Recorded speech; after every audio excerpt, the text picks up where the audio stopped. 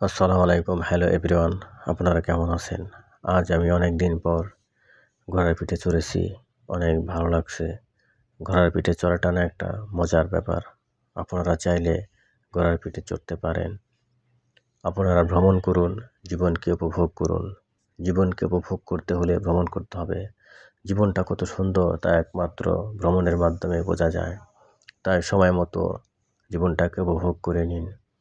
আপনারা দেখতে পাচ্ছেন সুন্দর একটি ঘোড়া, টকবকে তাজা ঘোড়া, কি সুন্দর করে পায়ে পায়ে হাঁটি হাঁটি করে চলছে। আপনারা যদি একবার ঘোড়ার পিঠে আরোহণ করুন, বারবার মন চাইবে ঘোড়ার পিঠে আরোহণ করতে।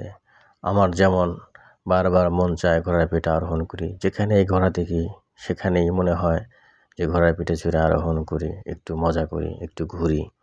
তো আপনারা চাইলে ঘোড়ার পিঠে আরোহণ করতে পারেন, অনেক ভালো লাগবে। যাদের মনটা অনেক খারাপ, আমি তাদের জন্য বলছি, যদি কখনো মনটা খারাপ হয়ে যায় তখন আপনারা ভ্রমণে বেরিয়ে আসবেন। ভ্রমণ করার সময় যদি এরকম টকবকে তাজা একটি ঘোড়া দেখতে পান, তখন ঘোড়ার পিঠে আরোহণ করবেন। দেখবেন মনটা সাথে সাথে সতেজ হয়ে উঠবে। আমার মনটা না মাঝে মধ্যে খারাপ হয়ে থাকে, তখন আমি ভ্রমণে বের হই। আর আজকে ভ্রমণে বের হওয়ার পর দেখলাম একটি ঘোড়া, আপনারা যেটা দেখতে পাচ্ছেন ভিডিওর মাধ্যমে। এই ঘোড়ার পিঠে চড়ার সাথে সাথে আমার মনটা ভালো হয়ে গেছে। আমি ভুলে গেছি পূর্বে আমার কি হয়েছিল। বিশ্বাস করুন, মনটা খারাপ থাকলেই না আমি ভ্রমণে বের